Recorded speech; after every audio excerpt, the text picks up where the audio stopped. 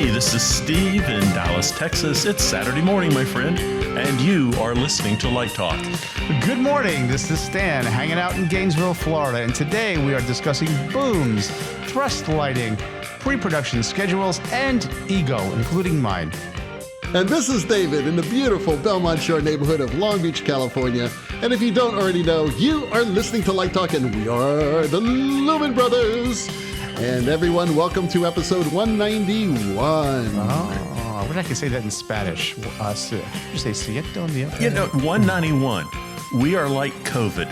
It's just lingering and going on and on and on. And, you know, when are we going to get rid of this? We need a vaccine, a Light Talk vaccine. Hey, there's a third vaccine out. You know, that's good now. Yeah, by the It's Russians. 3. There's a Russian vaccine. No. This is the one with Oxford and AstraZeneca is the latest big, Yeah, it's like big one. 70%, you know. I mean, we're spoiled now. In the old days, it's like Fauci said he would be happy with 50%. Now we're getting them at 90 and 95%. And like when 70% one comes out, it's like, oh, I poo-poo at your 70% vaccine. Yeah. I will just tell you that I didn't realize that I had a very low-grade anxiety in my gut for the last 4 years, and I didn't realize it was there until today. Somehow it has finally dissipated. Did you take some X-Lax or something? I don't know what Good, it is. clean colon would work. Something's changed, but I feel like there was a small little knot in my stomach. It's been there. I didn't notice it. I adapted to it. I got used to it. And now that it's been healed, somehow I'm calm. Well, that's good. I'm glad you cleared it all out of your system. Well, anyway, let's get started. And we have news today. Unlike last week, today we do have news. Lots of news, as a matter of fact.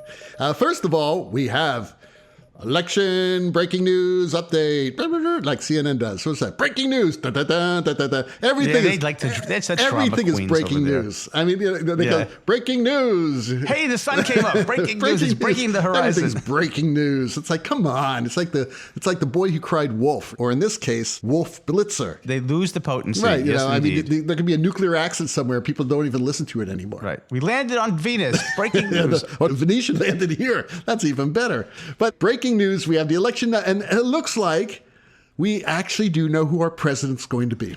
According to the Government Services Administration, they are preparing for a transition. Absolutely. And Pennsylvania certified to vote today. Did that happen? I didn't hear that. And Michigan. As did Nevada. So the game is over, as they say. The jig is up. President-elect Joe Biden. That's good news, I think. Hopefully, with this, we'll have some financial assistance to our industry, don't you think? Yes. And because it's been ridiculous. And boy, you know, there are a lot of people out there in need. Have you seen those terrible food lines? Steve, in Texas, was that in Dallas? Where you had those thousands of cars? Yeah. Oh my God, it's so horrible. It's like back in the Depression. People need help. So let's hope that they'll get off their asses and sign a bill, and let's get some money to these people. California is almost going down on a shutdown again. It could happen any day. Well, again, we look at our brothers and sisters in Las Vegas, Right. Nevada. Yeah. I'm happy every day I have a job teaching. Yeah. I don't know what I would be doing right now if I were, I'd be out digging a ditch, I guess. Or you'd be lucky if you get a job digging a ditch. It's really, really tough right now for a lot of people. Let's hope that they sign this new bill so that we can get some help to our friends and the industry and to all the people who own restaurants and have to now, not have income either, and the people who work at those restaurants. It's a huge industry out there, and a lot of people are hurting. Okay, so Stan has some interesting news from the Met in the same sort of vein, helping people out. Well, according to the New York Times, if you believe the New York Times, all the news that's fit to print, they say, that Peter Gelb, the head honcho at the Met, has made an offer to all the employees. That includes the musicians and the technicians and everybody who's, I think they said about 1,000 people or 1,500 people, that they wanted to bring them back onto payroll, even though their season's canceled till, I guess, fall of 2021 at $1,500 a week. But then they were also wanting them to take certain cuts permanently, like 30% pay cuts permanently. And I think the union was pushing back against that. But, it's like, that sounds to me like that's like the opening offer, and there's a place for negotiation. It sounds like it's a step in the right direction. So let's hope that moves in that direction, and maybe it's a good sign for other entities as well. That would be a very interesting deal. Now, I don't know about the 30% permanent. I mean, they should probably, maybe 30% the first year, 20% the second year. Listen, I'm not a good negotiator. Yeah, I think there was some. I think it was a 3-phase thing. It was like, we'll give you $1,500. You come back initially, and we'll pay you this, and then they're also trying to extract this permanent reduction as well. And I think that's probably something but I don't. I would hope that's not a non-starter. I would hope that's the beginning of negotiations. Yeah, that would be great. It's nice though that they're coming out, because all those people, they have no income coming in right now either. So that's good to see these companies, doing something. All right, so that's good news. Also, we have some news that next week we have drone show and lighting control pioneer Nils Thorgensen on. So Nils will be here. Now, he has an amazing, amazing career. He's an inventor.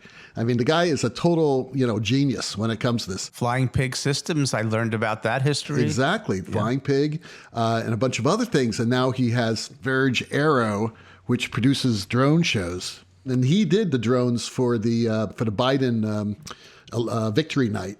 So that was his show. He'll be on next week, so everyone tune in. He's a really good interview. And we have news from... This I don't believe. I think this is fake news. Well, I'll let Steve announce this, because Steve was the one who told me about it. I just saw our podcast is number 8 in Belgium. Number 8? Number 8 with a bullet in Belgium. In the whole country? Can't be. Well, it's not that big a country. But, I started number looking 8 at this. podcast in Belgium? To the performing arts, we're in number 8, which is gigantic. Category. But that category is huge. Think about it. Is it? Most people aren't listening to a lighting podcast in the performing arts. No, that's true. They're listening, they're talking about concerts, they're talking about ballet, opera, theater. It's huge, performing arts. And believe me, I bet we're the top lighting podcast in Belgium. Probably the technical theater podcast. It's not hard to be the top one if that's the only one. Probably the only one. We've got data coming in from Spain, from Finland, from Taiwan, from Sweden. Our little podcast is growing around the world. And I know you didn't want me to talk about this, but I just want to tell our listeners out there, including the Faroe Islands, we are announcing the Light Talk World Tour with our band. That's right. Details are coming soon. And Belgium, you are going to be our first stop. You're going to be our kickoff stop. And where? The Faroe Islands or Belgium? Belgium's number one. Okay. Right. Well, I guess it depends on the season. Oh. Whether I don't know if I want to spend, maybe I don't want to spend winter in Belgium. But isn't the Faroe Islands part of Belgium? No, that's part of Denmark. Oh, Denmark, Belgium. It's the same thing, really. No, but isn't Belgium sort of like we just dropped to position 9 in Belgium. Isn't Belgium a very affluent suburb of France? Oh, okay. It's something like that. Okay, we're now down to number 10. Is that the place they wear wooden shoes? No, is that Belgium? That's Holland, which is the Netherlands. Right. We've now dropped in the Netherlands. We've managed to insult the Netherlands and Belgium. We love the whole world. All right. And then our final bit of news today is that, believe it or not, we have a puzzler winner. Da-da-da! Steve? Yes, our puzzler question there is why are dimmers in 12, 24, 48, 96 configurations? And we have a winner, and that is Steve Terry. No surprise there. Well, what Steve suggested here is he suggested that we need to look at our lighting history, and we need to go back and look at the Strand CD80 rack, and the Strand CD80 rack that came out in the late 70s. That was fed by 3-phase 4-wire. That's the answer.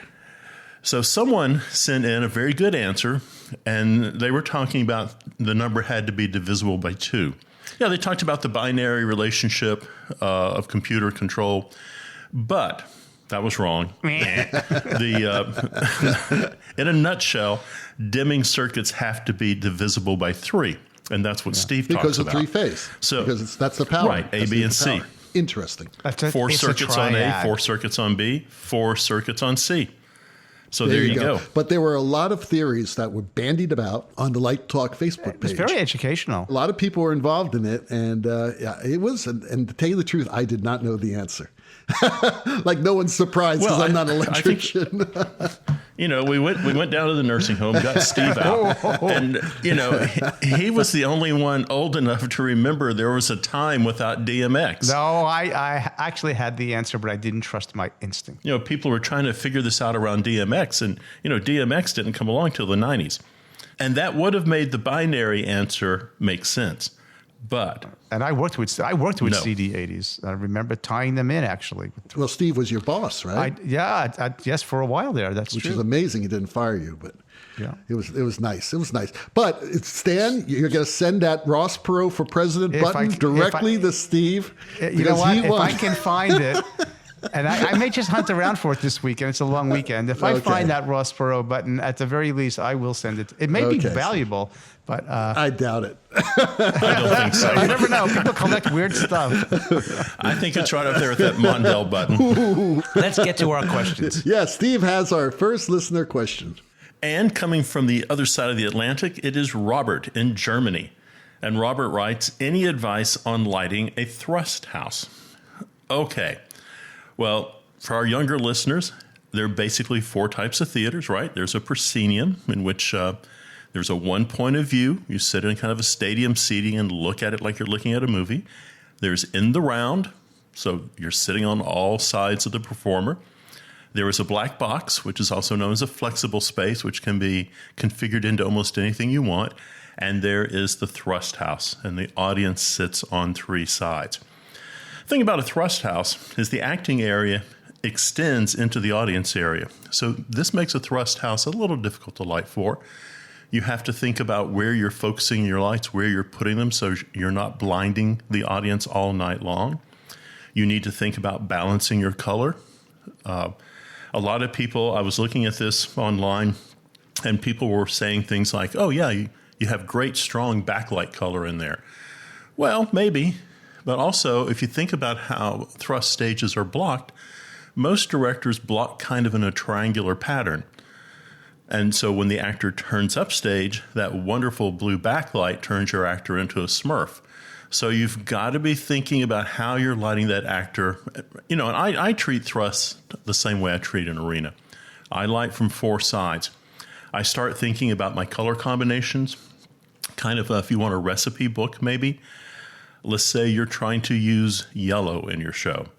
Well, maybe from one side of a thrust, you have a medium yellow. From the other side, you have a pale yellow. So a lot of times in a thrust house, I'll use variations of the same color. Maybe a Tahiti blue from one side and an azure blue from the other side. It's a good opportunity to throw in some gobos and open white to cut across all that color you're putting on stage. But you really have to keep thinking, rather than a proscenium, which is kind of a kick line, people are presenting forward, actors are turning constantly and presenting to all 3 sides. So you've got to have that balance of light so that when I'm turning into it, I'm still in a believable world, as opposed to what I'm looking at when I'm looking at whatever you consider front of house, whether that's left, right, or center. What do you guys do in a thrust house? Well, I learned in a thrust house at the University of Miami, and my teacher, my professor, Ken Kurtz, actually wrote this terrific article in Theater Crafts magazine. This was so old, that was before Lighting Dimensions. It was in Theater Crafts, and it was called Lighting for Open Stage Realism, and it was exactly about lighting for thrust. And it's very interesting, because unlike what Steve approaches, which is a valid approach of lighting thrust, absolutely, is that it's more like a 3-direction lighting plan for area lights. And then you add big strokes of washes for color. And usually on a diagonal, usually coming from a VOM type of position. And there's no way in the world you're going to make it look the same from every seat, unless every light's colored the same and it's the same intensity. So why try? So the way to do it, at least the way my professor taught me and the way I still do it in thrust, the way I teach it, is 3 or 4 light areas, like Steve, that has a little bit of a change, that so you can model around the face in a nice, neutral, clear type light, and then adding big, bold strokes of color and angle on top of it. David, you bring up a good point. That kind of matchy-matchy approach is just a bad idea. It's like going down to Men's Warehouse and getting yourself a tie and a pocket square that match. You think this is going to be a good idea, but it never is. I think this big swash of color coming in and not trying to blend it all and match it all, I think you're on the right direction. I do agree that you should embrace the reality that it's not going to be some kind of identical thing across all the seats, that you live with that. And I think the approaches that you've all mentioned is exactly how I've approached it. And I've lit quite a bit of thrust, and I actually like it. I think it's really a lot of fun. And but the approaches you mentioned make perfect sense to me. JJ in Houston wants to know, what is your school's normal pre-production schedule for lighting designs to process work start to finish? To process work. I don't know if I'm pulling this question apart correctly or not. And so pre-production is sort of one thing, and then going into production is maybe something else. And so I'll just sort of give you a little rundown. I mean, we work through a conceptual process early on, which is about ideas and analyzing the script and talking to the director and that usual process. Then we encourage our designers to spend as much time as possible in rehearsals, watching the show, sitting next to the director, choreographer, bantering back and forth, participating in the creation of the staging. Then we sort of move into a schematic planning phase, which is like, laying out some lights, looking at some systems, responding to the scenic arrangement, and that moves into storyboards. And then from those storyboards, which could be a visualization process, it could be a sketch process. I mean, our students are given a lot of different tools, and we don't dictate which tools they use. They choose the tools that work for them. And there's quite a variation. Those storyboards develop into a rough plot. Right. And then we would say that might be where the line is from in pre-production. We're not putting things in the board. In visualization, they might be like the associate or the programmer might be putting in some stuff in the console in preparing if they were using a visualizer. And then we move into like production, which is sort of, we have like a pre-hang phase where stuff that I approve, the electrician will start putting up in the air. There's still a little wiggle room to make some changes if things change in the rehearsals. Then we finish the hang. It gets focused. We go into tech, dress, open as normal. And then there's one thing that we like to do that I think is important that often gets overlooked, is that we have a reflection period. We have an opportunity to go back and look at the work, look at the results with a critical eye and talk about it. And one way we do that is we go to the photographs, and I sit with my student and we go through like rushes in film, and we look at those shots, and then we sort of very quickly identify, throw it out, throw it out, throw it out. We do 3 passes until we get down to the good shots, and then we'll talk more specifically about the results of each shot and compare it to what the designer was going for and what we ended up getting and how we thought it worked. Well, we work, I guess, a little differently, and I interpret the question a little differently. So we're at a university. We're not at a Lort Theater. We have a completely different schedule than a professional company has. So when I say this and everyone goes, oh, you got to do a show in 3 weeks. Well, maybe you do. Maybe you do at an equity house, but I'm at a university, so we work differently. So I think about this over a 7-week period. So 7 weeks out from the opening of the show, that's when we get the first preliminary plot back. Then when we're about 5 weeks out, we get our second preliminary plot. And this is when the show is being looked at by the electricians. This is when it's being costed out. Then we're looking at labor, installation. We're looking at the whole thing moving in. Are there problems? We're working through the idea of the focus. But those 2 preliminary plots are an opportunity for the students to meet with the master electrician and talk through the show and look at scope of project. The week after that, we have the final plot due. And at that point, there's no changes. We're now moving into the next week, which is hang. and focus. Then we move into tech. That evolves into dress, and then we're at opening. So our whole process, excluding all the designer-director conversations, once we start putting pencil to paper, we create that show in about 6 weeks to opening. That's a good time period, I think. That doesn't sound all that different than our process, actually. Maybe just didn't use the same words. Like Steve says, and I'm sure Stan agrees with this, it's not a professional theater. It's a laboratory. No, it's a laboratory absolutely. Experience. Right. And everyone needs to be aware of that. For everyone, from the student stage manager to the student actor to the student designer. Right. So Jane in North Carolina writes, can you discuss dance booms versus opera booms? All right, so I don't do a lot of dance. I do a lot of opera, and I do theater, and I do musicals, a lot of musicals, stuff like that. And to tell you the truth, it's a boom. I don't think there's a difference. I mean, there are different types of booms. You have booms that you flange to the deck, right? And then you tie off to the grid and you hang sidearms on. And of course, those are semi-permanent, so you can't get any wagons in and out. You have booms that roll, that actually, it's like a cart that they use a lot in Europe and some of the larger opera houses, which are fabulous because you can hang a lot of lights on them and you can actually climb up them from the back. It has ladders to go up the back and they're very easy to focus. You have booms that are basically used for road shows that are very portable. The lights are within a truss, and the trusses are stacked vertically, so the lights are always connected on them, and they break down into sections. You have flying booms, which actually fly in and out on pipes or other devices so that they can clear for wagons that move on and off, but then they can fly back in. One of the coolest boom systems that I've seen was on Billy Elliot, as a matter of fact. And I don't know if you guys seen that show or seen that plot, but it's really quite brilliant. Rick Fisher used a lot of flying booms. There could have been ladders or trusses. I'm not too sure, but that was really cool. And that's about it. So am I missing something? What exactly is the difference between an opera boom and a dance boom? Steve, do you know? Well, let me ask you a question, because I'd never thought about that much either. And someone years ago was telling me that there's a focus difference. But, I don't know that there is, but I'm going to take their word for it.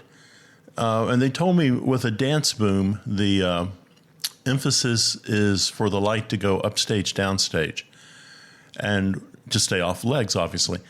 And an opera boom was trying as best it can to stay off legs, but to cheat the light from downstage to upstage so you get more light on the performers' faces. I don't know if that's true. Clearly there's some issues there with where all that excess light is going when it crosses the stage. There's logic to it. Well, I don't know about this. But I just thought I'll throw that out there. I've never focused a boom that hits the leg on the other side. Never. Right. Ever. Right. What if there's scenic legs and it wasn't? Well, you got to still throw, unless you want that shadow, you got to throw light on there, and it's going to hit, and it's going to create a shadow. And then people are going to cast their shadow on. Right, that's what I'm saying. Right. So Yeah, sometimes you do that intentionally. Absolutely. We talked about this on a show a few episodes ago about focusing techniques for side light, and I don't see a difference from doing a musical, an opera, and or a play or a dance piece. There's certain ways. Sometimes you're going to leave the downstage open. Sometimes you're going to do sharp lanes. Sometimes you may even have two sets. It's really interesting. I posted that terrific 1975 New York Public Library video of a chorus line before it moved to Broadway. And you can exactly see, even though it's a terrible video, and boy, I watch that thing and I get goosebumps because those actors and singers and dancers are so amazing. What a great show that was. But you can actually see that Theron kind of had two sets of side light. She had some side light that was open, but then she had side lights that were strictly lanes. So people would go in and out of lanes, and she used that all the time, and the choreography used it all the time, so that you had this amazing sense of travel, of distance, going light, shadow, light, shadow, light, falling shadow. into dark, being able to fall into darkness is. And they use that with those periactoi that would like turn at the same time. One of the greatest moments is at the end of I Think I've Got It, or I Hope I Get It, whatever the opening song is, where they all like go upstage right before the build to the button, and they go upstage like 2 steps upstage. And at that point, they go to cross light.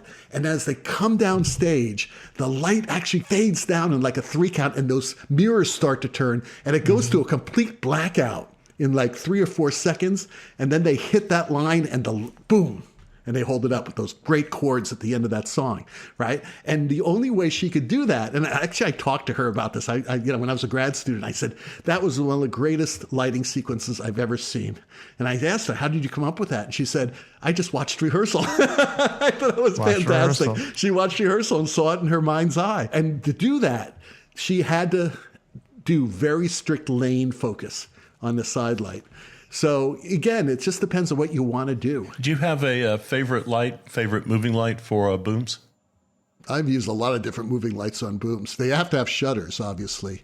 Right. A favorite one, I don't know. I've used Clay Packy fixtures. I've used GLP. What are those, 350s? S350s? Yeah, I've used those on booms. But I don't know the difference between an opera boom and a dance one. I'm sorry. So maybe there is, and maybe one of our listeners can go ahead and tell us. Or maybe it's just the story has morphed over years, and there's this person running around now going, "Oh, this is what an opera boom is." I don't see a difference. We'll have to call Jane. There's no difference. You are listening to Light Talk, and today Light Talk is sponsored by. This is a public service announcement from VioBland, the Vegan Institute of Better Living and Nutritious Diets. We at VioBland are dismayed at the continued sponsorship of Light Talk by Pet Sweater Japan.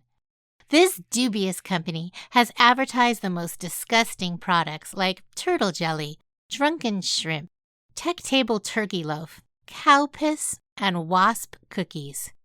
Many of our volunteers who enjoy listening to the Lumen Brothers end up vomiting halfway through the show. Contrary to public opinion, not every listener of Light Talk is a gross, disgusting carnivore who would, given the choice, eat their pets before consuming a piece of delicious tofu.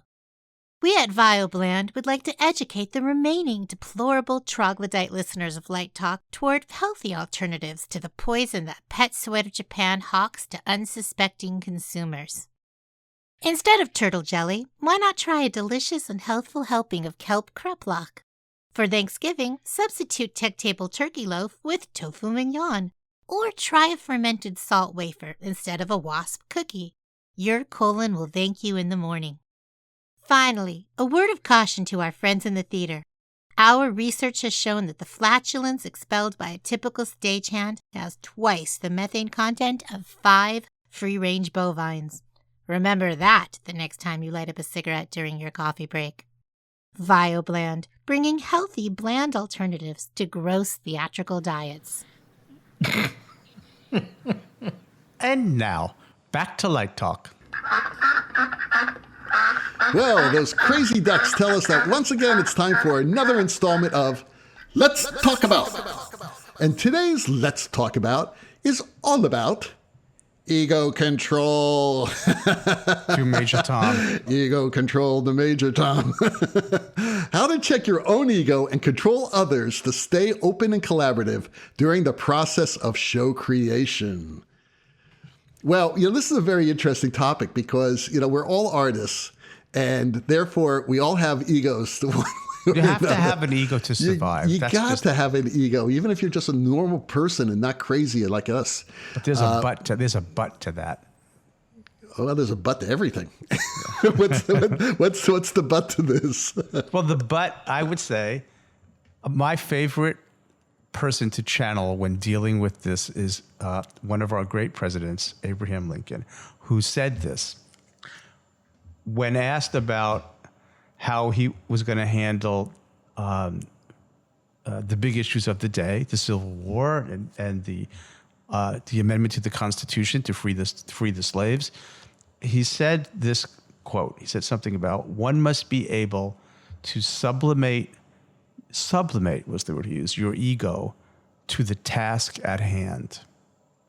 So he was able to put the task that needed to be done in front of his own needs or his own ego. And I thought that was quite brilliant. And so whenever I'm faced with that, I just always think about that great Abraham Lincoln quote, to sublimate my ego to the task at hand. Well, thank God I'm not Abraham Lincoln, because I say, screw you, my idea's the best. Right. 2 pistols and 20 paces. That's what I have to say. We're dealing in a collaborative art form. A lot of us cherish that. Matter of fact, I think you really kind of have to cherish that to be in the theater.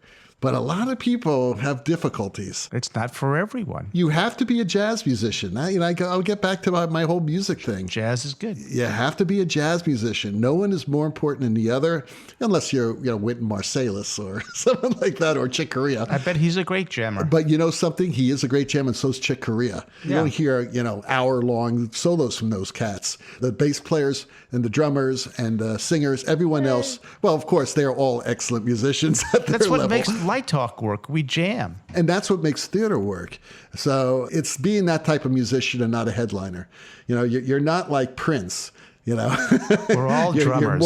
You're more like Chick Corea.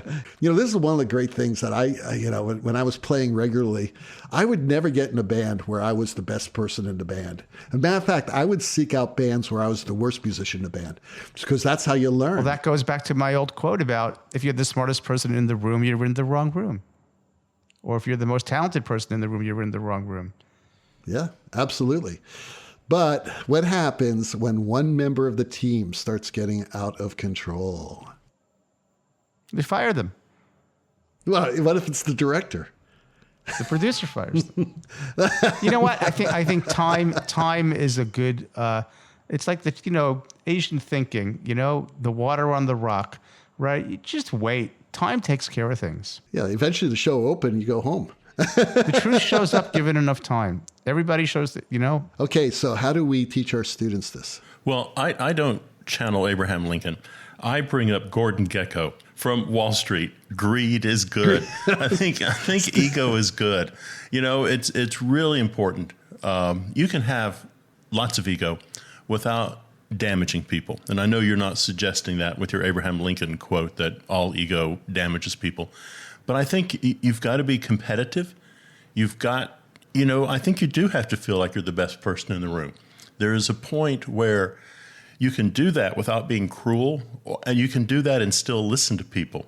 But I think you have to walk in thinking, I've got the solution, I've got the idea, I've got this under control. And I think when someone challenges your idea, I think that you do have a good point about that. That is the time for you to take a moment to reflect before you immediately, cut them off at the knees. Maybe you didn't have the best idea in the room. But sometimes if everyone comes into the room with great egos and great ideas, it does stimulate conversation. Well, that's the word sublimate. The sublimation is the key word. You don't get rid of it. You have to control it. And that's what you're saying, Steve, is that ego has to be under your control. You both have good points, actually. But I think that when it comes down to it, we respect each other in the room and respect each other. And I don't exactly agree that you have to feel that you're the best person in that room or the most talented or whatever.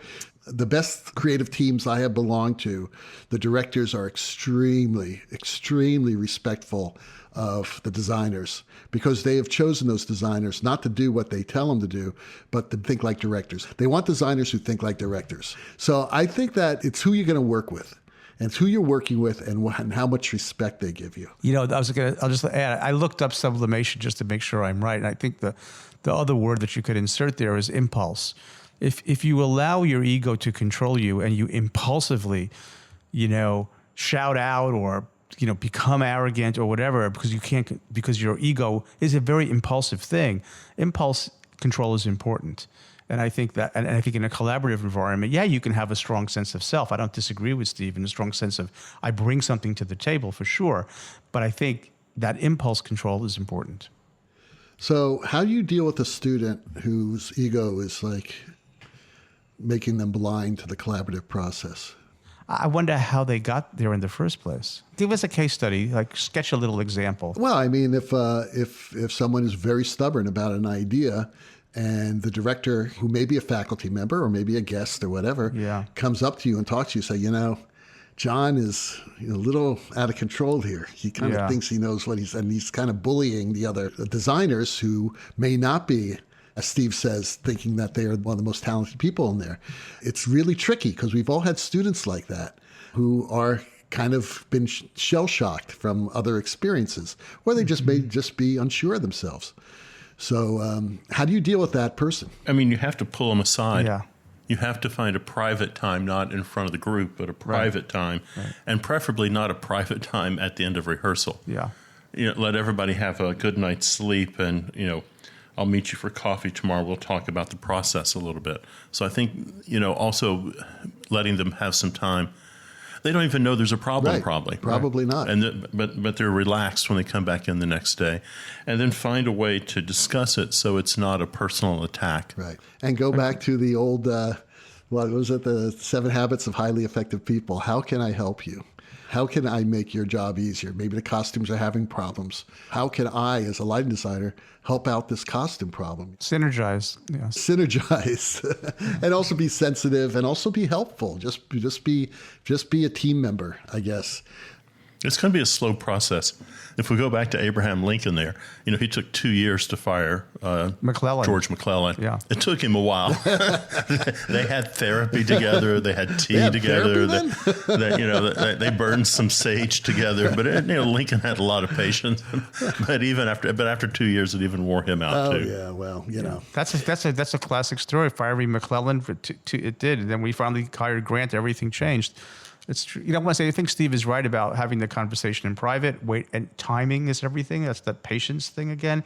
The next day, let some of the air out of the balloon, let some of the stress, emotions fade, right? And when you have that conversation, it's important. And I would add that sometimes the first conversation might not be enough. So you just gently bring it up if it keeps to occurring, and hopefully the awareness. And I think peers help too.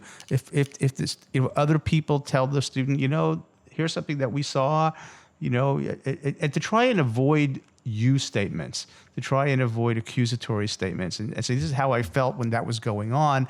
And they eventually, I think, I have seen success where people become aware of their thing, and they slowly adapt themselves and grow. We see incredible transformations of students from first year to third year. I can think of my third years right now, and I think about where they were 2 years ago, and they're just completely a different people in terms of their approach to the work. That's a good point when you said about not using you. Well, I would go one step further and use we. Always we. We are a team, and this is how the team feels.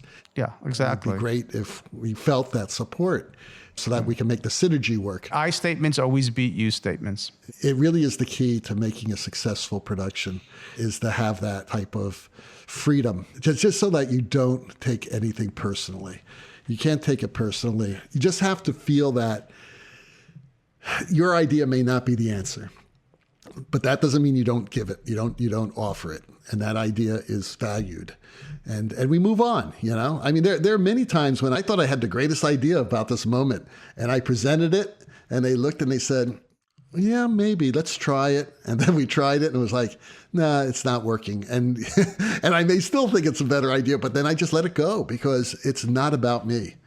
And then as lighting designers, and this is what I used to do all the time, and I've stopped doing it because it's such an intense period when you're lighting a show, because you may not have a lot of time, and you're trying to get that show lit, and you're over rehearsal, and you just have blinders on, and you're not listening to the show, and you don't realize that that lighting atmosphere is not working. It may look great, but it's not working because you're not listening to the show. You're not taking the show in holistically.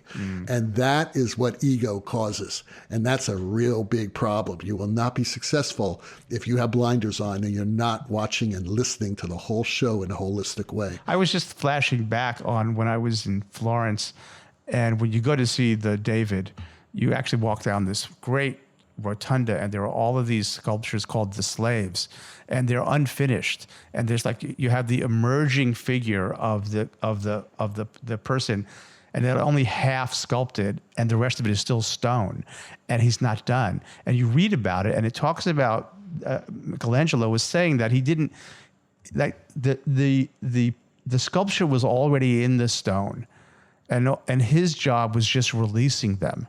It was taking away what needed to be taken away. So he wasn't really creating the beautiful sculpture of the being. The being was already there, and his job was to just take away what was not necessary. And I think that's a beautiful way to think about art. Is it comes through you, not of you.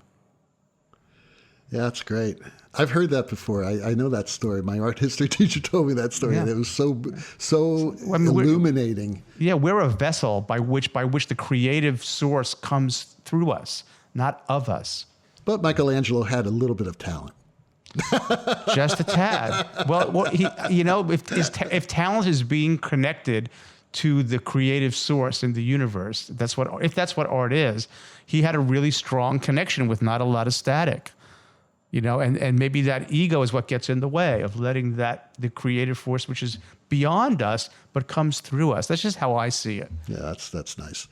So Steve has our last question of the day. I love this question. It's Eric in Oklahoma. That's good. And he writes, I just got hired to light up our courthouse for Christmas. Woohoo. The building is now illuminated by high-pressure sodium spotlights. I want to color these with red and green gels. Ooh. Will this work, or will the gels just burn up? Okay, this is like the best Christmas question ever. It is red and green, sodium vapor. What could go wrong? And let me just say the gels are the least of your problems. That's true. But if you're looking for something, I found. Let's see here, Special FX Lighting. Oh. And it's let's see, the website here is fxlighting.com. And that's just a cesspool of how to take care of these kind of industrial lights. I just don't know who to bounce this question to yet.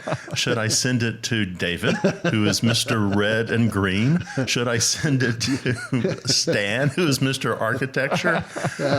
Let me just say, your gel is not the answer. No, gel is not the answer. So you know what? He could probably find a retrofit LED source for those housings. Right, and it could. Is the city going to let them take them apart? Yeah, right. They're probably all rusted. Well, they might. Well, first of all, because he can put the sodium vapors back in when he's done. But why does he not want sodium?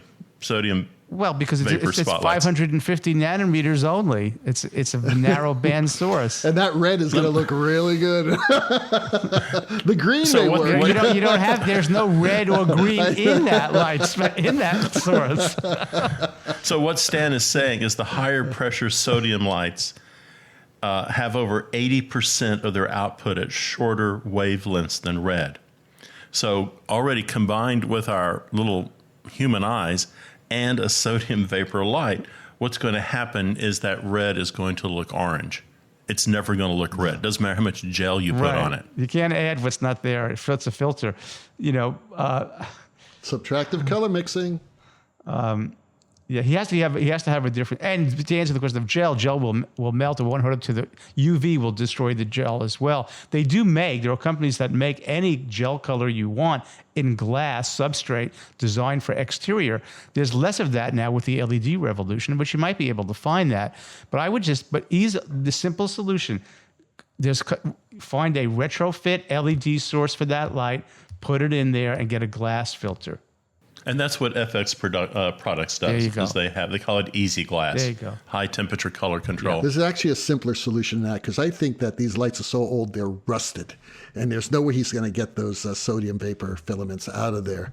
Yeah, I think what you're going to have to do is go down to Home Depot and buy some really high-powered LED lights, right? Just white or colored, whatever, and then gaffers tape them onto the pole right next to the sodium vapor lights and go for it. It'll be cheaper, it'll be quicker, and it will get the color you want. Since you're going there, assuming he has some money, I do have a product for him. It's the courthouse. It's a courthouse. They got money. Those people paying fines every day. I'm going to recommend that he go to, I will post this on the Light Talk Facebook group, that he go to Cast Source, which is an architectural lighting company who has a beautiful new product called the RGBW Bluetooth controlled source fixture.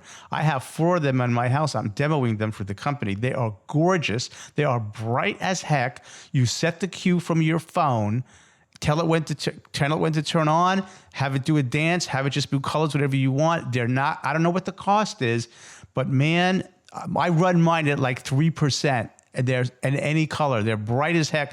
It'll take the courthouse into a new realm. So I will post a link to that particular technology. Home Depot, $29.95. Stay out of Home Depot in the exterior lighting world. And a world. roll of gaffer's tape, and you're done. and Michelangelo could have had a bucket of white when he was painting the ceiling. Yeah. Okay, so let's throw Eric a bone here.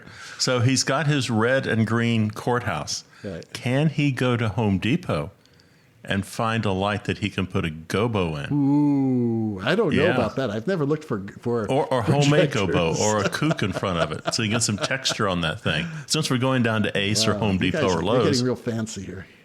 Oh, okay. Well, Eric's got some plans. Okay. I think you just got to listen to our show next week, because we're going to be talking about drones, and you can do your own drone show. Who needs an expert? Just buy about 10 drones. Deep pockets. No, the drones aren't that expensive. You can buy the cheap ones, and you just fly them up there and just gaffer tape a flashlight to it. It like goes like Drone Focus Deluxe, right? And just have like a green flashlight here and a red flashlight there, and you're done. All right, time's up. Well, the rocking sounds of the luminoids tell us. Hang on. I think you two have introduced a good puzzler for next week. Oh, what is it? What's the new puzzler? Can I go to Home Depot or Lowe's and find a landscape light, right? A landscape light that I can turn into a projection gobo effect for my house. Ooh. All right. Well, we all have Home Depots and Lowe's in our neighborhoods. Yeah, but like in Dallas, I bet Steve has better ones than I have. No, you said you were putting in some landscape light earlier, so maybe you need a gobo. I'm doing a lot of landscape lighting. It's looking gorgeous. All right. There you go. Maybe you can win your Ross Perot button back from Steve Terry. It's time to put my Christmas laser back out there, But, pretty soon we're going to have these tiny little drones that you can just set out in your front yard for Christmas. And they'll just like fly around your front yard. Yeah, pre-programmed, to your perimeter. That's all you put you up some. need. Yeah, that's all you I want them for Halloween so I can chase the children away. Yeah, right. Well, the rocking sounds of the luminoids tells us that once again you've spent another morning listening to Light Talk. You can hear our show on Spotify, iTunes, Google, YouTube, and just about every podcast site out there.